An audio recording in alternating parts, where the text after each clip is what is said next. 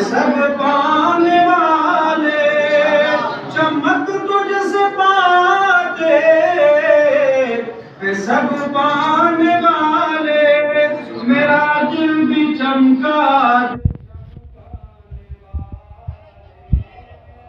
نعرہ تکبیر، نعرہ رسالت، یا رسول اللہ، نعرہ رسالت، یا رسول اللہ، حضرت اعلیٰ حضرت زندہ باد، مفتی محمد عارف صاحب زندہ باد۔ اور مجھے ابھی یہ پتہ چلا کہ الحمدللہ یہ علاقہ یہ پورا سنیوں کا علاقہ، اور کیوں نہیں ہوگا جب بابا صاحب یہاں پر تشریف فرما ہوں تو کوئی ان کا گستاخ کیوں کر اس علاقے میں آ سکتا ہے؟ تو ہمارا عقیدہ ہے کہ اللہ کے نبی زندہ ہے، بولا اور ان کے صدقے سے یہ اللہ کے ولی بھی زندہ ہے۔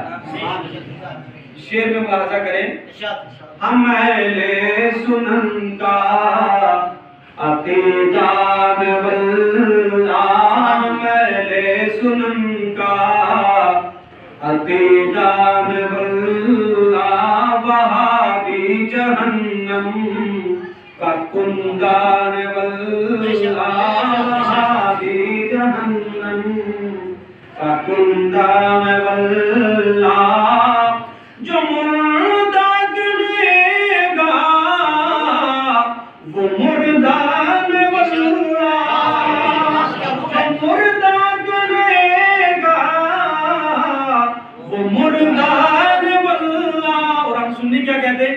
تو زندان واللہ، تو زندان واللہ، تو زندان واللہ، تو زندان واللہ، میرے چشم عالم سے چھپ جانے والے۔ نعرہ تکبیر، اللہ اکبر، نعرہ رسالت، یا رسول اللہ، حضرت علامہ مولانا مفتی عارف صاحب زندہ باد، مفتی عارف صاحب زندہ باد۔ حضرات گرامی، یہ شعر کی بھی تھوڑی تشریح چاہتا ہوں آپ حضرات کے سامنے تاکہ ولیوں کا بھی ذکر ہو جائے۔ میرے اور آپ کے امام اہل سنت فاضل بریلوی رحمۃ اللہ تعالی علیہ، اللہ کے وہ برگزیدہ بندے تھے، وہ عاشق رسول تھے۔ سبحان اللہ سبحان اللہ۔ جب حج شریف کو گئے، مدینہ شریف میں حاضری دی اور عرض کرتے ہیں وہ سویلا لزار پھرتے میں، وہ سویلا لزار پھرتے میں، تیرے دن اے بہار پھرتے میں۔ سبحان اللہ سبحان اللہ۔ پھر کہتے ہیں بدو پر برستا نہیں دیکھ کر ابر رحمت، برستا نہیں دیکھ کر ابر رحمت۔ آپ مجھے بتاؤ جب بارش برستی ہے کیا دیکھتی ہے کہ یہ جو ہے کھیت ہے، یہ پہاڑ ہے، یہ دیہات ہے، یہ شہر ہے؟ نہیں، جب اللہ کی رحمت نازل ہوتی ہے تو سب پر نازل ہوتی ہے۔ میرے حالات کہتے ہیں برستا نہیں دیکھ کر ابر رحمت، بدوں پر بھی برسا برسانے والے۔ آج وہ کہتے ہیں کہ اعلیٰ حضرت ایک نظریے کا نام ہے، ایک مسلک کا نام ہے، ایک چھوٹے سے مسلک کا نام ہے، یہ ان کا نظریہ اور ان کا عقیدہ یہ غلط ہے۔ اعلیٰ حضرت امام اہل سنت صحابہ کرام کے عقیدے کی ترجمانی کا نام ہے۔ اعلیٰ حضرت اسلاف کے مشن کو آگے بڑھانے کا نام ہے۔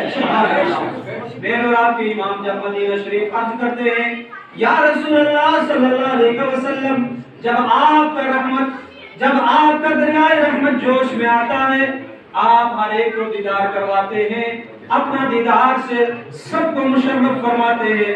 یہ امام، یہ آپ کا غلام امام احمد رضا خان فاضل بریلوی رحمت اللہ تعالی علیہ، یہ آپ کا غلام ہے۔ لوگ اس کو امام بھی کہتے ہیں، اس کو فاضل بریلوی بھی کہتے ہیں، لیکن میں آپ کا غلام بن کر آپ کی خدمت میں حاضر ہوا ہوں، مجھے دیدار سے مشرف فرمائیے۔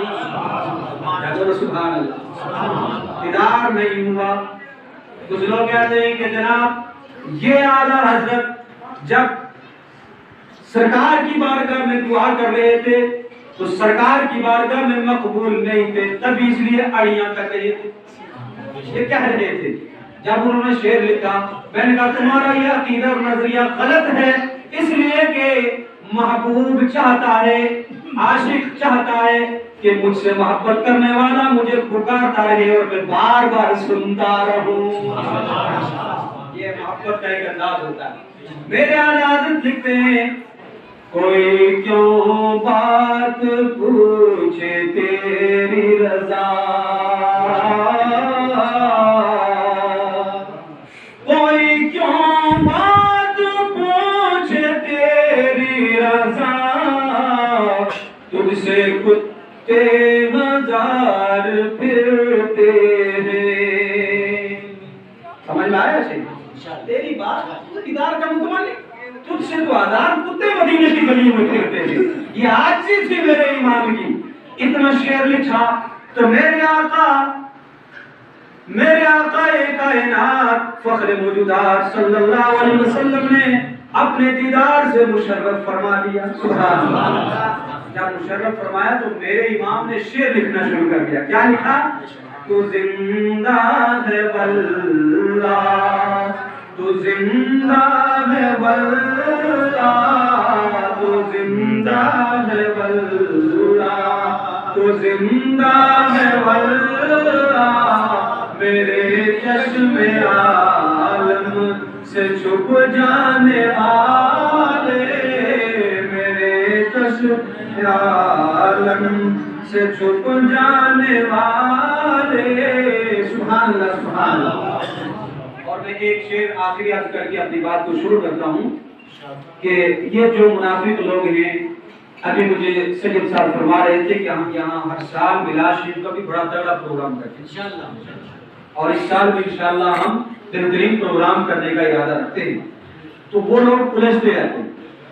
کبھی انبیاء کے کلاموں سے الجھے، کبھی انبیاء کے کلاموں سے الجھے، اور کبھی اولیاء کے پیاموں سے الجھے، کبھی اولیاء کے پیاموں سے الجھے، جلوسوں سے الجھے، سلاموں سے الجھے.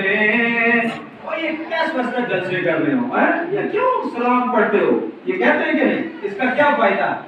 تو میرے عالم فرماتے ہیں تیرا کھائے تیرے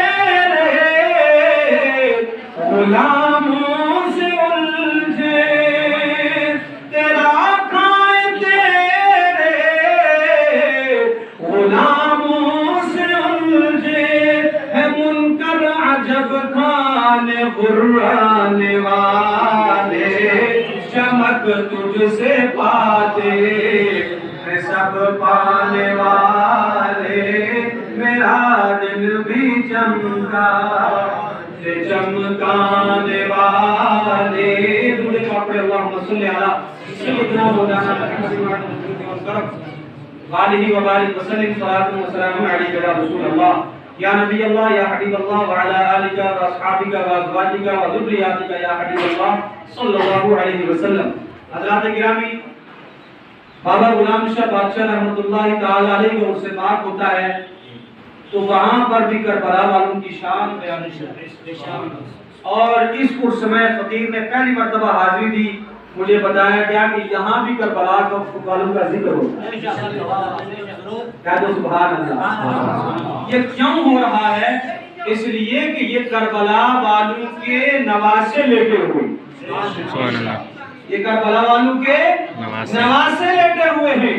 اور حضرت بابا زکریا بادشاہ رحمت اللہ تعالی علیہ کو اللہ پاک نے دو نسبتوں سے نوازا ہے. کتنی نسبتیں ہیں؟ دو نسبتیں ہیں. پہلی نسبت اور سب سے بڑی نسبت یہ ہے کہ آپ نبی کی آل سے ہیں، اور دوسری نسبت یہ ہے کہ آپ اللہ کے ولی ہیں. کیا تو سبحان اللہ۔ اے منگوٹا والو، اپنی قسمت پر نازا ہو جاؤ۔ اللہ نے قرآن میں بیان فرمایا قُلْ لَا أَسْأَلُكُمْ عَلَيْهِ أَجْرًا إِلَّا الْمَوَدَّةَ فِي الْقُرْبَى۔ اے حبیب، اپنی امت کو اعلان فرما دو، اپنے غلاموں سے اعلان فرما دو۔ کیا اعلان فرماؤ؟ کہ اے لوگو، جنت کا راستہ میں محمد عربی نے تم کو بتایا ہے۔ سبحان اللہ سبحان اللہ۔ حق کیا ہے؟ میں محمد عربی نے تمہیں بتایا ہے۔ باطل کیا ہے؟ وہ راستہ بھی دکھایا ہے۔ حق کیا ہے؟ وہ راستہ بھی دکھایا ہے۔ جنت کون سے راستے میں ملے گی؟ وہ راستہ بھی بتایا ہے۔ کون سے راستے پر چل کر تمہیں جہنم میں جانا ہے، اس راستے سے باز رہنے کا میں نے تمہیں طریقہ بتایا ہے۔ لہذا یہ اتنا بڑا احسان میں نے تم پر کیا ہے۔ رب نے فرمایا اس احسان کا بدلہ امت سے مت لینا۔ اس احسان کا بدلہ آپ نے امت سے نہیں لینا ہے۔ مولا کیا کہوں؟ رب نے فرمایا اپنی امت سے کہہ دے، اس کا اگر بدلہ دینا چاہتے ہو، اگر مجھے خوش رکھنا چاہتے ہو، اگر میرے پروردگار کو خوش رکھنا چاہتے ہو، لا اسألکم علیہ اجرا، اس پر میں تم سے کوئی اجرت طلب نہیں کرتا ہوں، الا المودۃ فی القربى، مودت یہ ہے، اس کی اجرت یہ ہے کہ میری اہل بیت سے محبت کرو۔ یہ کون کہہ رہا ہے؟ یہ رب کائنات کہہ رہا ہے۔ سبحان اللہ۔ اب پتہ چل گیا جو اہل بیت سے محبت کرے گا، جو کربلا والوں سے محبت کرے گا، یقیناً اس نے محمد عربی صلی اللہ علیہ وسلم کو خوش کیا، اور جس نے محمد عربی صلی اللہ علیہ وسلم کو خوش کیا اس نے خود خدا عز و جل کو خوش کر دیا، اور جس نے خدا کو خوش کر لیا اس کا ٹھکانہ جنت۔ اس کا ٹھکانہ کیا ہے بولیے؟ جنت ہے۔ اور جس امام حسین کا اور جس اہل بیت کا ذکر آپ کر رہے ہیں اور ہم کر رہے ہیں، بابا زکریا بادشاہ رحمت اللہ علیہ کا کر رہے ہیں، یہ وہ اہل بیت ہیں کہ جن کے تعلق سے میرے آقا کریم صلی اللہ علیہ وسلم نے ارشاد فرمایا احب اللہ من احب حسینا، جس نے میرے حسین سے محبت کی اللہ پاک اس سے محبت فرمائے۔ جس نے میرے اہل بیت سے محبت کی گویا اس نے اللہ سے محبت کی۔ سبحان اللہ سبحان اللہ۔ اب پتہ چل گیا کہ نبی کے اہل بیت سے محبت کرنا یہ ذریعہ بنتا ہے نبی کے ساتھ محبت کرنے کا، اور جو نبی کے ساتھ محبت کرے اس کا ٹھکانہ جنت ہوتا ہے۔ اور میرے آقا کریم صلی اللہ علیہ وسلم ارشاد فرماتے ہیں اما حسن، رہا حسن فلہ حیبتی و سیادتی، رہا حسن میں نے اس کو اپنی حیبت دے دی ہے اور میں نے اپنی سیادت اس کو دے دی۔ اما حسینا، رہا حسین فلہ جرأتی، کہہ دو سبحان اللہ۔ رہا حسین اس کو میں نے اپنی جرأت دی ہے۔ سبحان اللہ سبحان اللہ۔ اور میں آگے اگر مجھے علماء اجازت دے، میرے آقا کریم علیہ السلام نے ارشاد فرمایا حسین منی انا من الحسین، حسین مجھ سے ہیں اور میں حسین سے ہوں۔ اب آپ سوچتے ہوں گے مولانا صاحب یہ بات تو سمجھ میں آتی ہے کہ سرکار نے فرمایا حسین مجھ سے ہیں، کہ حسین نبی کی آل سے ہیں، بولو ہے کہ نہیں؟ یہ بات تو سمجھ میں آتی ہے، لیکن یہ فرمایا میں حسین سے ہوں۔ اللہ اکبر۔ اس جملے کی وضاحت اگر آپ اجازت دیں تو میں کر دیتا ہوں، تاکہ نبی کے اہل بیت کا اندازہ مل جائے کہ نبی کے اہل بیت کی شان کیا ہے۔ میرے آقا نے جو فرمایا کہ میں حسین سے ہوں، اس کی وضاحت ہے۔ یہ تو ہر کوئی سمجھتا ہے کہ حسین مجھ سے ہے، بیٹا باپ سے ہوتا ہے، لیکن باپ بیٹے سے کیسے ہوتا ہے؟ یہ کبھی کسی نے کہا کہ یہ بیٹا مجھ سے ہے اور میں بیٹے سے ہوں. یہ خصوصیت صرف نبی کے اہل بیت کی ہے اور اہل بیت میں سے بھی صرف امام حسین کی ہے. اس کے لیے سرکار نے فرمایا حسین منی وانا من الحسین، میں حسین مجھ سے ہے اور میں حسین سے ہوں. تو پیارے اس کو میں مثال سے آپ کے سامنے اس کو سمجھاتا ہوں. اگر آپ کے سامنے ایک پیڑ لگایا جائے جس کا نام ہے آم، آم جس کو کھاتے ہیں آم مینگو، اس پیڑ کی گٹھلی آپ نے لگائی تو وہ پودا بنا اور پودا بننے کے بعد اس پھل لگے. پھل لگتا ہے کہ نہیں؟ اس پھل کو آپ نے کھا لیا. آپ بتاؤ وہ پھل درخت سے ہے یا درخت پھل سے؟ پھل درخت سے تو ہے لیکن درخت پھل سے کیسے ہو سکتا ہے؟ یہی مثال میں سمجھانا چاہتا ہوں. میرے اور آپ کے آقا صلی اللہ علیہ وسلم کو اللہ پاک نے 2 شہادتوں سے نوازا. کتنی شہادتیں بولیے؟ ایک شہادت جہری اور ایک شہادت سری. سری کہتے ہیں جو پوشیدہ ہو، جہری وہ ہے جو ظاہر ہو. شہادت جہری کون سی ہوتی ہے؟ میرے آقا کریم صلی اللہ علیہ وسلم کو جب وقت وصال ہوا تو آپ کی جو شہادت ہوئی شہادت جہری ہوئی. اور شہادت سری کون سی ہوئی؟ کہ جب یہودیوں نے آپ کو زہر آلود بکری کھلائی تھی، اس کا اثر آپ کو وقت وصال ظاہر ہوا تھا. یہ شہادت سری ہے. اب حدیث پاک کو سمجھو. میرے آقا کریم صلی اللہ علیہ وسلم کے فرمانے کا مطلب یہ تھا کہ اے لوگوں میری شہادت 2 قسم کی ہے، ایک شہادت جہری، ایک شہادت سری. اگر میری شہادت جہری کو دیکھنا چاہتے ہو تو میرے وقت وصال کی تاریخ پڑھو. تو وقت وصال میں آپ کو شہادت جہری مل جائے گی، سری مل جائے گی. اور جب امام حسین کربلا میں شہید ہوئے تھے تو آپ کو میری شہادت جہری سمجھ میں آ جائے گی.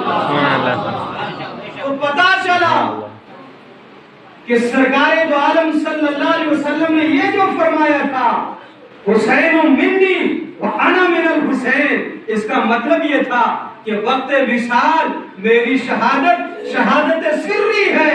اور جب امام حسین کربلا میں حق اور باطل کی لڑائی لڑتے ہوئے اپنے خاندان کو دین کے واسطے قربان کر دیا تھا، یہ میرے آقا کریم صلی اللہ علیہ وسلم کی شہادت جہری ہے. تو اب پتا چلا چاہے امام حسین گھر میں بھی ہوں تبھی میرے مصطفیٰ کریم صلی اللہ علیہ وسلم کی دین کی اشاعت کرتے ہوئے نظر آتے ہیں، اور اگر میدان کربلا میں بھی ہوں تب بھی میرے مصطفیٰ کی دین کی اشاعت کرتے ہوئے نظر آتے ہیں.